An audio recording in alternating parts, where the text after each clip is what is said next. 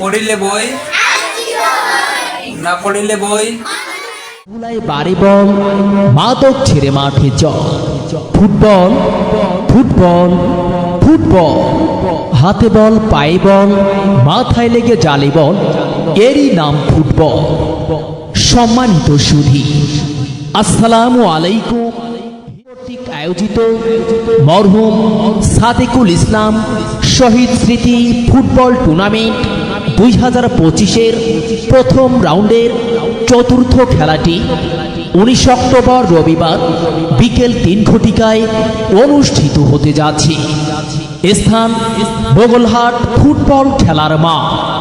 খেলায় যে দুইটি দল অংশগ্রহণ করবে, পিঙ্কির মোড় খুঁটামারা একাদশ বনাম মজিবর আইডিয়াল স্কুল ঢাকা। পিঙ্কির মোড় খুঁটামারা একাদশ বনাম মজিবর আইডিয়াল স্কুল ঢাকা।